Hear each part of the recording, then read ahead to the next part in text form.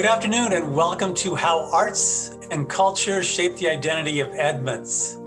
This is part 4 of a 4-part Zoom series hosted by the Edmonds Waterfront Center.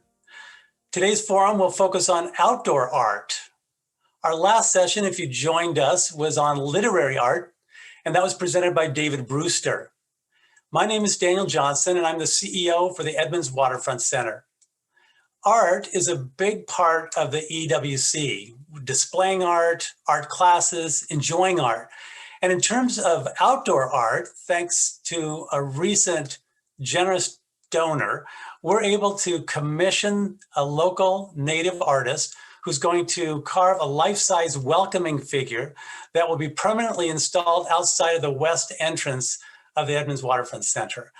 And, this is actually a tradition of the Coast Salish tribes. I would like to begin today by acknowledging that we are on the traditional homelands of the Coast Salish tribes. The Coast Salish represent a large collection of tribes with distinct cultures and languages.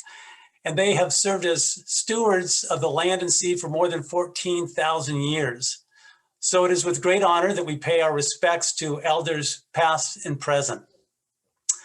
Today's topic, outdoor art, is presented by Francis Chapin. Francis is the manager of arts and culture for the city of Edmonds. And I have to admit, I'm a huge fan of Francis. I think many of you are. I got to know Francis when we recruited her. She was our first committee member for our arts committee for the new Edmonds Waterfront Center. And this was before the building we'd started construction. So she has been a great guide and leader in that group. So in terms of introducing Frances, I thought most of you know her well, but I thought maybe I would share a few things you might not know. So did you know that early in her career, Frances made silver jewelry as her livelihood when she was living in California and in Colorado? This is another thing you may not know, and that is that she has a PhD in cultural anthropology and taught at the University of Victoria in British Columbia.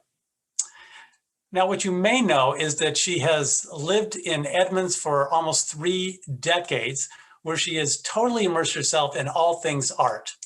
You are in for a treat.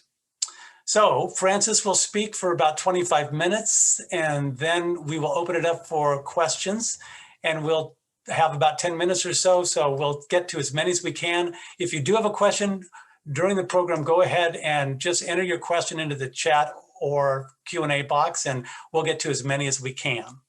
So I'm very happy to welcome Francis Chapin.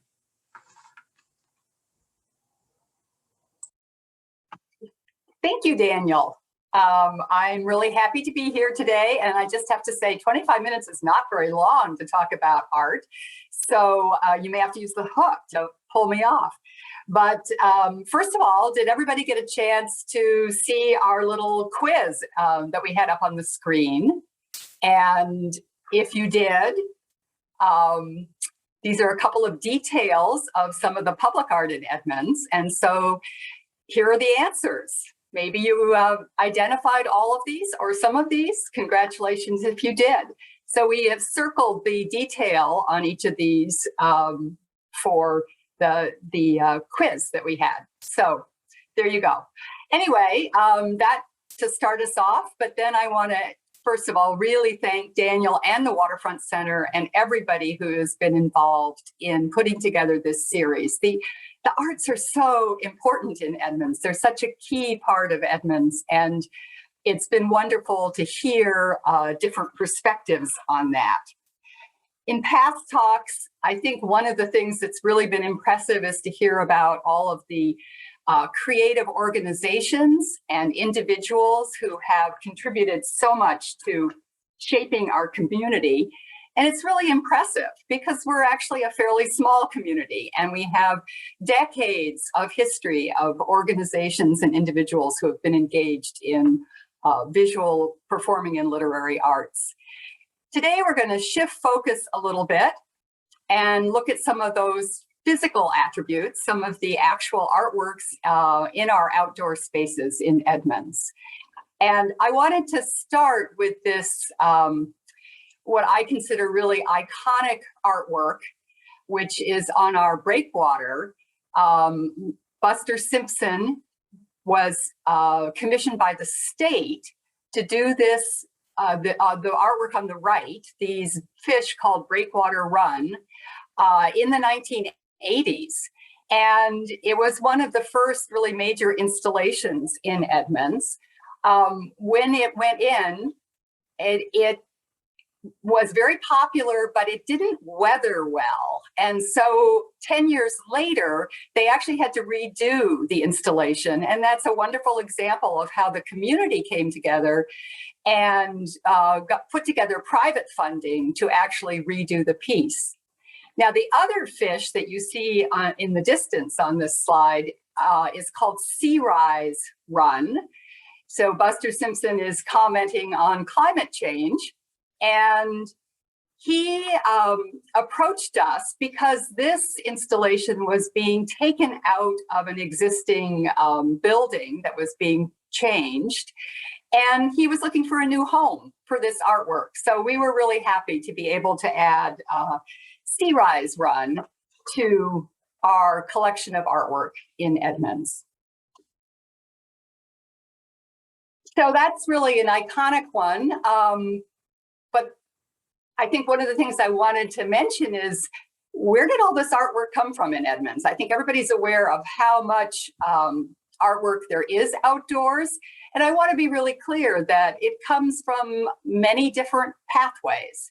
And one of those is, if you look at this first picture, this beautiful, joyous sculpture by David Varno. This is private artwork on private property, and yet you walk right by it on the sidewalk on Main Street and get to enjoy this beautiful artwork as you enjoy the ambiance of downtown Edmonds. Another way we have artwork is artwork that was donated to the city. So it's sited on public property, but it actually came from a private source. The example shown here is the Locals, which is a sculpture donated by the Edmonds Arts Festival Foundation to the city of Edmonds. And then another kind of thing we have is artwork that comes through a partnership. So a public-private partnership. The lights on 4th Avenue are an example of that, funded partially by the Edmonds Arts Festival Foundation and partially by the City Arts Commission. And then public agencies other than the city. As I mentioned, the Buster Simpson piece came through the state, but also some through, we'll see as we move along, transit agencies. So how does art shape our experience? There are many things, but art certainly builds a sense of place and a community identity. It contributes to placemaking and spaces to gather, and may be done quite intentionally that way. It highlights connections and highlights community history. And really importantly, art is something that we can engage with, that people can interact with. So let's look first at community identity. I'm sure that generations of children identify the Francis Anderson Center with Snowy Owl. For many years, Snowy Owl was right outside my office, and I had the pleasure in the summertime of being able to hear multitudes come by and talk about this lovely little sculpture nestled in the rhododendrons. So Snowy Owl by Tony Angel is one of those things that gives the Anderson Center some identity. It's like, that's where the owl is, or meet me in front of the owl. And another artwork, which I think is kind of iconic in that way, is our Cedar Dreams artwork in the center of town. That fountain artwork installation, both in the wintertime and the summertime, creates a sense of community there that is very important, and is also something that you see in much of the advertising of Edmonds. Benson Shaw's piece is widely used to promote the community, but it wasn't always there.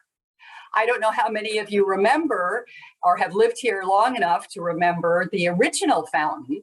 The original fountain, which was done by two artists, Ed Ballou and Howard Duell, on the left there, was a copper vertical structure originally envisioned by some of the downtown business people and local families to create a traffic circle, much as seen in Europe and other parts of the world, that would add character to this vast intersection that existed prior to that. It was a sort of large open intersection, if you've seen any of the old photographs of it, and a little confusing. And so they thought a traffic circle would be a great solution, but a traffic circle needed to have something in it. And so they came up with the idea of a sculpture.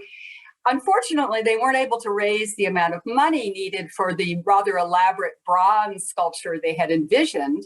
So instead, they tasked these artists with creating something with a really small budget, and this is what they came up with. Now, the community responded in different ways, and many were not enamored of this piece. And so the following year, one of the council members stepped forward and said, okay, our city needs an arts commission because we do not want this to happen again. We need to have an arts commission to oversee all things arts in the public realm and create a process. And so that's when the Arts Commission was established. Years later, a driver didn't make the turn of the traffic circle and went right through the sculpture. Fortunately, she was not harmed, but it pretty much demolished the sculpture. And at that point, we had an empty hole in the center of town. And the mayor was approached and asked by a movie company if they could put something in that center for a set for a little made-for-TV movie they were doing. And so we acquired the little white gazebo, which became quite an issue as we move forward with the public art process, because people said, well, we don't need public art. We have a little white gazebo. We have a movie prop in the center of town. I think it says Eaton on it because that was the name of the town in the movie. And eventually, however, we went through a public art process, and the artist listened to what people said and was very much in tune with creating something that reflected not only something that people would be comfortable with and embrace, but that also embraced the community history. So if you haven't already, when you're in the center of town at 5th and Main, look in the sidewalk on each of the corners and find the small bronze plaques that talk about the different design elements incorporated in this installation, because it is not just the fountain and the pergola in the middle, which reflects some of the lines of the Carnegie Library windows, but it's also the inlays in the sidewalk referring to the Western red cedar and the swirl in the roadway that refers to the sawmills. So there's a lot of detail that's interesting to look at in that particular piece that reflects our history, but also has created this wonderful focal point for our downtown. Now, other intersections that also art has become part of the focal point. Most recently, Five Corners Roundabout, when that was created, the Engineering Public Works acquired grant funding to create a roundabout, but then the question was, what's going to go in the middle of it? Because with a roundabout like that, they needed some kind of visual to block people from looking directly across the space at the other traffic. And so we started a public art process, which was really fascinating because we worked with people in that community of Five Corners and heard a lot from them about how they felt that they were actually a gateway to downtown Edmonds, but not acknowledged as such. And they really wanted, they felt a sense of community, but they wanted a visual to cement that sense of community. And so the artwork that was created by CJ Wrench is called Drawn to the Water, Connected by Community. And so in this large artwork, he's referencing the waterfront, but he's connecting it up the hill to the Five Corners intersection. So it was kind of a unique and successful process. Another area where art has certainly been part of creating identity is in our Highway 99 International District. And again, this was a highway project, an enhancement project to add lighting along Highway 99, but it was an opportunity to say, well, let's engage an artist and do something to provide visually a greater sense of visual identity to this stretch of Highway 99. And so the artist Pam Bayette created this piece called 8 Paths of Light, and it's the lanterns on the large red light poles, highway light poles. The pedestrian level lights are these lanterns. And so there's a series of 7 that go along that section of Highway 99, as well as some elements on the other side of the street, one of which is a standalone lantern. And there was no power going to that little island. So we worked with the artist and had a solar panel designed so that that lantern could also light up. And as you'll see, it's actually sort of an inverted lantern. But she chose the lantern imagery because she felt that was such a cross-culturally significant image, the lantern in many forms and the source of light, as well as the color red as an indication of prosperity and good luck. So that's another example. And if we then go back to the downtown, art was part of what we looked at when we looked at our repurposed new City Hall building, an old office building turned into City Hall, and thought about, well, how can we add more identity to the exterior of this building? And this was after the sculpture in the center of town had been destroyed. And so the project that emerged, and we worked with one of the original artists on this, of that sculpture, the process that emerged was a call for artists that said, we would like an artwork for this large building, but we want you to incorporate copper from the fountain that was destroyed, because there was a large amount of copper. And so if you look closely, the image on the left there, those wonderful little boats that were created, many of them, not all, but many of them are fabricated from the original copper. And it's an interesting piece. It's called You Are Here. And the artist put You Are Here in shorthand script on the building in a stainless steel tube. So an administrative technology that's no longer widely used. But he was also referring to the history of the community, because these little boats were reminiscent of the Mosquito fleet, the small boats, which were the main source of transportation for Edmonds in its early days. Now, another piece of art that you might have passed as you walk into City Hall, just go back quickly, is the Of Sea and Life salmon, which is right by the front door. And this piece is done by artist Howard Duell, originally as part of a large fountain installation of fish for the Ballard Library back in the 1960s. And when they took that building down and built a new building, the artwork went back to the artist, and he and his family donated it to the city. So there is one large salmon outside the doorway to City Hall. But if you go inside and walk up the stairwell, you will find all the other schools of fish going right up to the 3rd floor, which houses the flounder on the very top floor. So identity and community identity and art sometimes comes in large forms. We often think of the waterfront as having some wonderful large sculptures, which we will get to. But I want to point out first how along our waterfront, we have this amazing array of detailed, small scale artwork, these little moments of discovery. And If you haven't yet, or even if you have, maybe again, take time to look for these.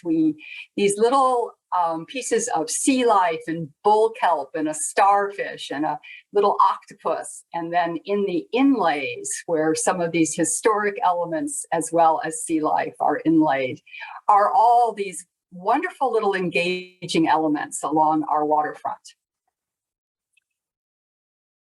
The first big sculpture on the waterfront was Locals. Locals was a centennial gift, so 1989, from the Edmonds Arts Festival Foundation to the city of Edmonds.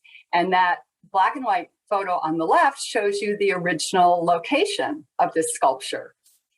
Now, if you've been down to the waterfront lately, you'll see it's changed. It doesn't look like that.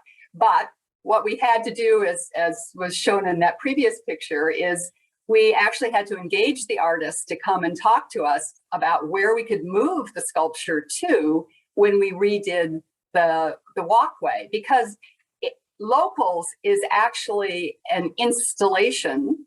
It is 3 units of sculpture: the people, the sea lions, and then the baby, the seal on the steps, are all part of this installation. So it was very important to work with the artist to redefine a new site for the artwork that she was happy with.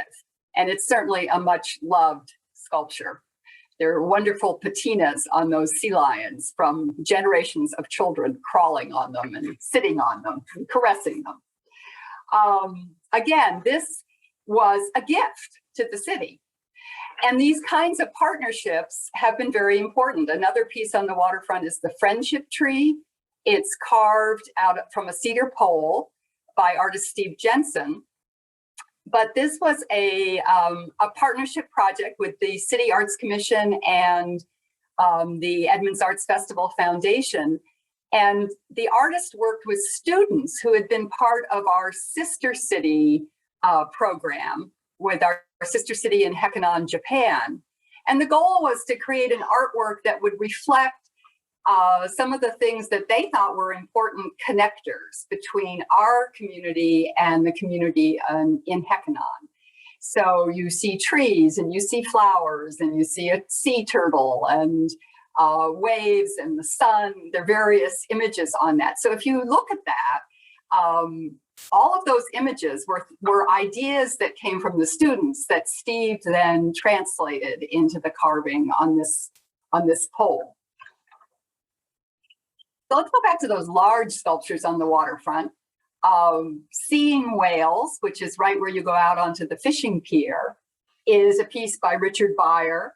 Again, and this sounds like a theme, this sculpture was funded by the Edmonds Arts Festival Foundation.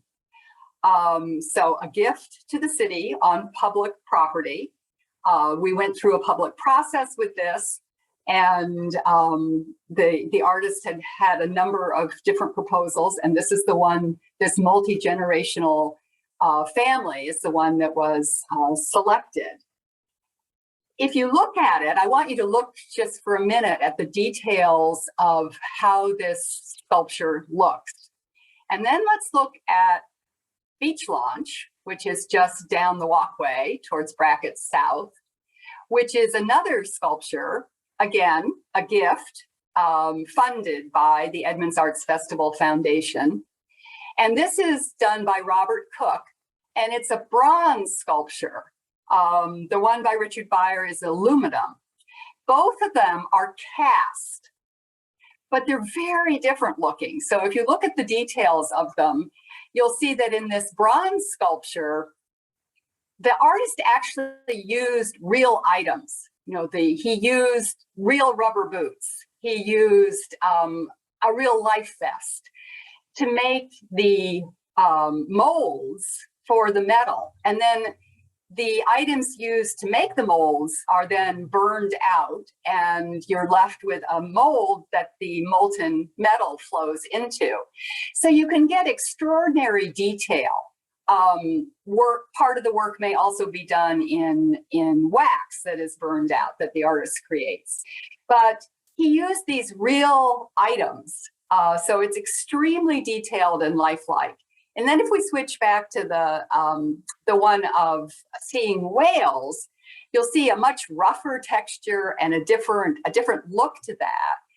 And that's because Richard Beyer carved this entire sculpture basically out of styrofoam. He used these dense styrofoam blocks to carve it.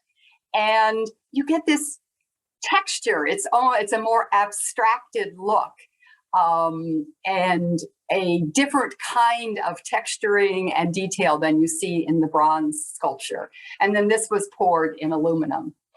In both of these, it's not done all in one piece. So if you look carefully, you can see there are places where segments of the sculpture have been welded together. So just a little note on how these things are fabricated, because it's pretty interesting. I worked in very small scale casting, so I'm very impressed by these huge pieces that these artists have produced. Our newest artwork on the waterfront is Bruce Meyer's piece, which is actually outside the waterfront center. And Bruce was involved in artwork elsewhere on the waterfront walkway in the past. And so he worked to create these 3 new medallions. Well, there are 4 medallions, but 3 are entirely new creations: the octopus and the inlaid sculptural piece, and then the orcas.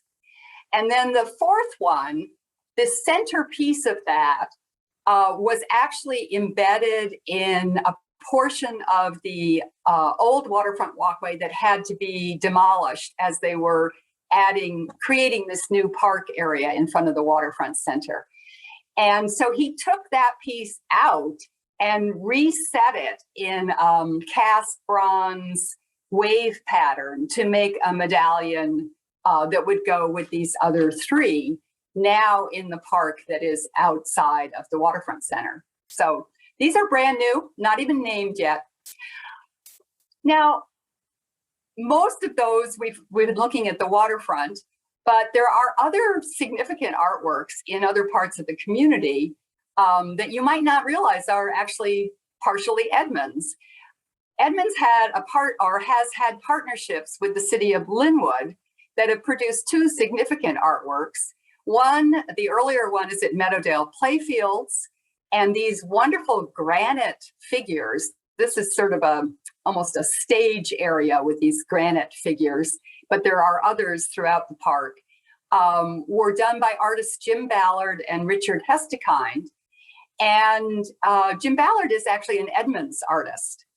So that was done as a joint project with Linwood. We pooled our public art funds to come up to create these installations. And the other one is at the Lyndale Skate Park off of Olympic View Drive, just past Perrinville. And it's just a very fun, whimsical installation that reflected what the artist saw as the energy and the interests of the children and youth using that facility. Another partnership, which some of you may have seen, but really is quite hidden away, was done with Edmonds Elementary School, so with the school district and with the Arts Commission and the State Arts Commission, to have this whole program with students that revolved around Northwest Coast Indigenous culture and carving. And the artist George David, who actually is from the west coast of Vancouver Island, but lived in this area, was the artist who worked with them on creating this beautiful pole that is in the interior courtyard of the school. So it's not actually open to the public because it is a closed campus. But if you are visiting at the school, do inquire and see if you can see that pole in the courtyard, because it's really quite lovely. But again, another partnership. Now, the use of art to create a sense of place can be quite intentional. When the Westgate Village project was done on SR 104, they worked and they did work with the Arts Commission to create this sculpture that's in a open seating area out front of the building. So they saw that as a way of inviting people to come and use that space. Another example is private funding on private property. Another example is our 4th Avenue cultural corridor. When people in the community, when we were doing the community cultural plan update in 2014, many people said, well, if we can't move that project forward in redoing the street yet, what could we do to draw attention to that place? How can we create a special space there? And so we did what is actually a temporary art project. And again, a partnership. The Edmonds Arts Festival and the Edmonds Arts Commission worked together on this to fund it and create it. And it's a temporary installation of lights that are in the roadway, which I suspect most of you have seen, but if you haven't, go down at night because it is kind of fun to see. So another type of entity that uses art to create that sense of place are transit stations. Seattle, or the whole Seattle area, has done an amazing job of creating public art in their transit stations. And in Edmonds, we received funding for a piece of art. And the art that we have is Standing Wave by Jerry Sudakawa. The little detail which you might not be aware of on the top right there is Waves and Moons is a piece on the platform. It's actually directly across from the Waterfront Center on the platform. And a lot of people are not aware that Jerry also did that piece that's right there on the platform. But Standing Wave is quite impressive. It's 15, 16 feet high, but that's not originally what it was going to be. I think one thing that's fun to recognize is that when that proposal was made, Sound Transit had $30,000 for the art. So for $30,000, we were going to get a piece that was 7 feet high, maybe.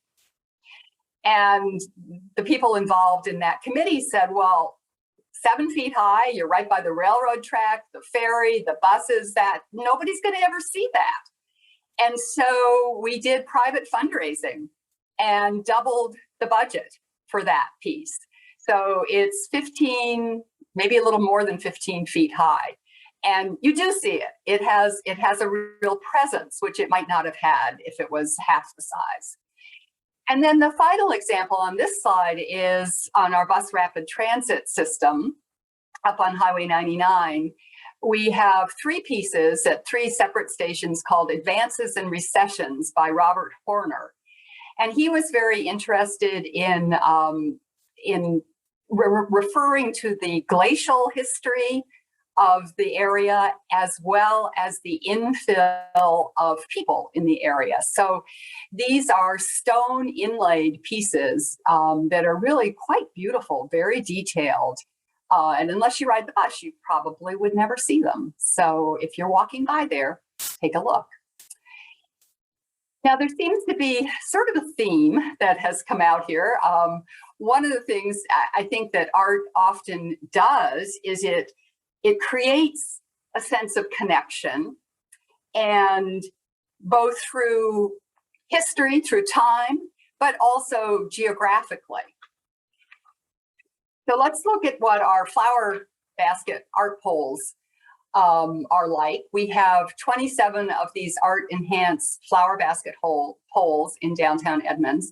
And the original idea for them, other than the fact that our old flower basket poles did need to be replaced, and many still will be replaced. But the idea was, well, the Arts Commission said if we put art on top of these poles, then we have sculptural elements that are there all year round, that provide some visual interest all year round, as opposed to only being interesting when the flower baskets are on them. And so we started a program, and it's a commemorative program, so you can pay to have a commemorative plaque put on a particular pole. and engaged artists to create a variety of artwork on the top. So it's like a little gallery. But the idea behind it was, how do we connect all the way down Main Street? How do we go from the Francis Anderson Center down to the waterfront and have some visual connection other than the road? And how do we connect along Fifth Avenue? And so this idea had emerged partly out of comments from the merchants who said, well, everybody clusters at the fountain. How do we get people to go further in either direction? And art is one way that you can do that. So the flower basket poles are one element of that. And another element in our downtown is the mural program. And I know that Tracy touched on this before, and the awesome work of Art Walk Edmonds with murals and the previous Mural Society before them. But this is another way that by putting these murals around the downtown, privately funded on private property, but you create a sense of connection within the downtown as people discover them walking through the downtown area. More overtly focused on community history is the Stages of History art project that was done by Judith Caldwell. And we actually got some funding for this from Preserve America, because they were interested in projects that preserved or talked about and educated people about the history of a community. So each of these 12 plaques made by the artist, she has picked up on some theme of the built environment and the history of the downtown. And they're very fun to look at because each one has these individual cast bronze elements on it. So for Fourth Avenue, she might be referring to the story of how Fourth Avenue used to be a place where kids and dogs and baseballs were all in the street and people played in the street. But remembering people who remembered the night that everybody came into the street on Fourth Avenue to watch Sputnik go by. And so she's got that on her plaque. Another way that we commemorate history is through memorials. And these two at the Public Safety Complex are an example of privately funded memorials that are on public property outside the public safety complex. And the artwork that's part of that complex actually also commemorates first responders and the work of first responders. In the front of that building, there is one piece I wanted to mention called the Edmonds Noonmark Sundial. And for those of you who might know or remember, Edmonds used to have a noon whistle. And the noon whistle was on top of a building and it would go off at noon, but it also was used to call the volunteer fire department. Well, when the new public safety complex was built, the noon whistle went away. And the artist was quite entranced by that story and wanted to commemorate that noon whistle. So this is the outline of the noon whistle that he put in this large sundial. And there's the red bell there makes a very small ding at noon. Moving up to Public Works, on the right-hand side, the piece by Michelle Van Slyke, Portals and Railings, is a very charming piece. If you haven't ever seen it, had the opportunity to go to Public Works. But again, it talks about the history of this community as connected to the waterfront. And then finally, the newest piece that does an amazing job of referencing Indigenous use of the waterfront and the marsh is this piece by Ty Juvenile that the Edmonds Historical Museum had made, commissioned Ty to do this carving. And this is in front of the Historical Museum. So really a marvelous carving and well worth taking some time to look at that, directly across from City Hall. So the final thing I wanted to touch on is how important it is to engage with our art. I think art it does many things for us. And I love this picture because we put on a writers' conference, as David had mentioned last time, and this man on the right here had just been awarded a prize in the writing contest, and he was so excited, and he came out and had this picture taken of himself rejoicing by our statue Vision, which is between the Francis Anderson Center and the Edmonds Plaza Room. And Vision is the first large-scale sculpture that the Edmonds Arts Commission commissioned as a piece of public art. They had done a stained glass piece prior to that, but this was the first big sculpture, and they commissioned Seattle artist Everett Dupin, who was nationally known, and he came up with an idea that he really liked because of the waterfront community. He created this piece, which you see a little model of on the right, called Diver. Well, Edmonds was not quite ready for a nude male diving next to their public library. So the artist was asked to revise and come up with a new idea.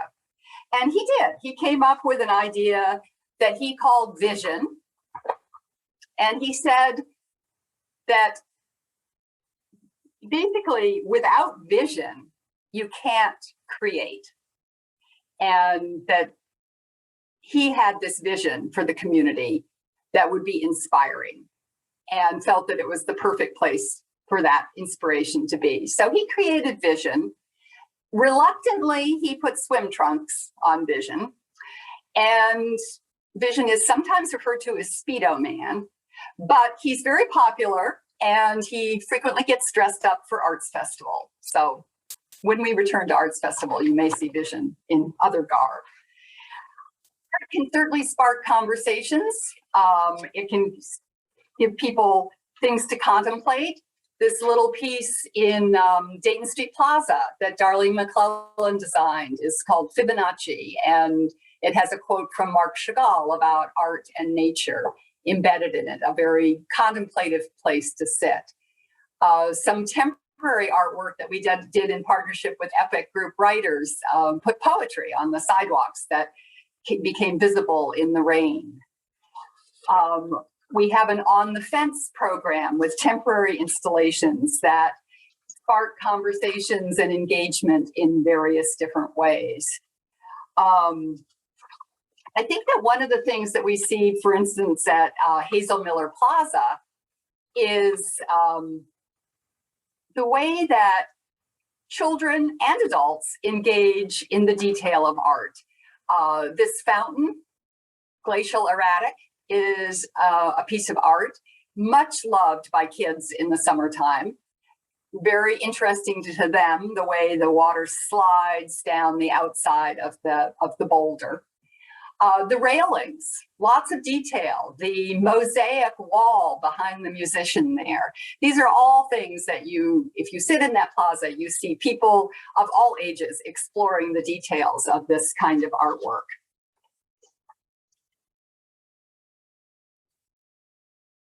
And finally, I want to bring us back to the waterfront.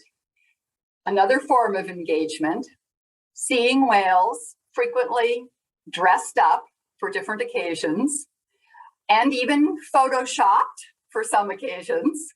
But this is one of those pieces that catches the imagination of the community.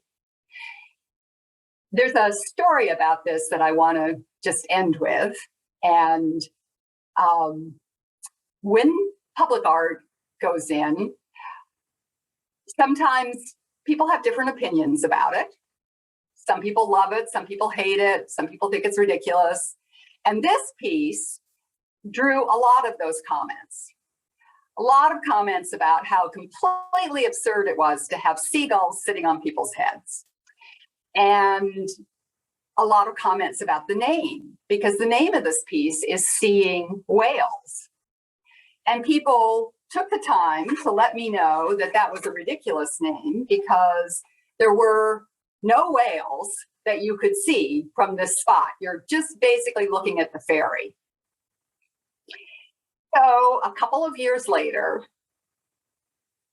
I was in my office and I heard the helicopters, and somebody turned on the news to see what was going on. And what was going on was that the news helicopters were out there filming this beautiful, huge whale that had come in to Edmonds, right by the fishing pier, between the ferry and the fishing pier, where there's lots of eelgrass, and was just having a lovely, relaxed day feeding in Edmonds. The artist had a vision, and that was the artist's vision. So I leave you with that quick coverage of many artworks, and any questions we would be happy to field. Frances, that was spectacular. What a great tour you gave of Edmonds and the art. You said something that kind of captured it for me, and that was little moments of discovery. And I think that that really kind of captures all of the treasures that are scattered around the community here. Thank you for that. We have a few questions here.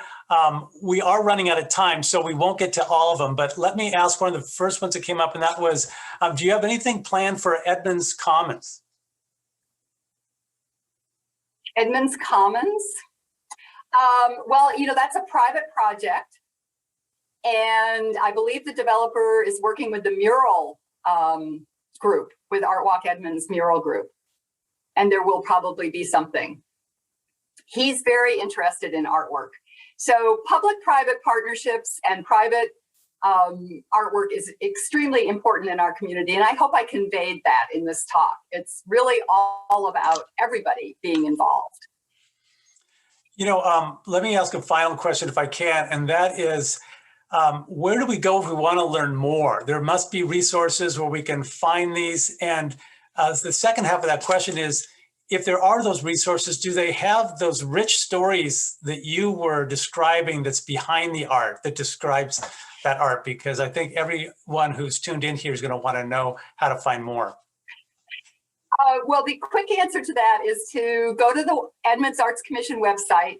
I want to thank Lori Rose for a lot of work that she has done putting together these walking tours. Basically, you can use Google Maps, you can see different headings. This is not just city artwork.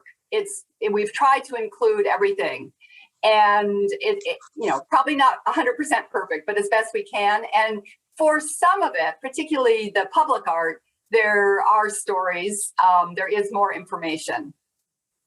But I encourage you to go to that as a resource. And we also have some brochures. So I think there are PDFs of the brochures available on the website as well. And anybody can call me. Great. I think we'll have to do that because there are more questions here, but we do need to wrap this up. Frances, thank you again. This was really special and a great way to finish our 4-part series on the arts. So, it's a gift to live in this community, and you are a treasure. And thank you all for joining us. And watch our website because there'll be more to come. Thank you, everyone. Enjoy the rest of your day. Thank you. Bye.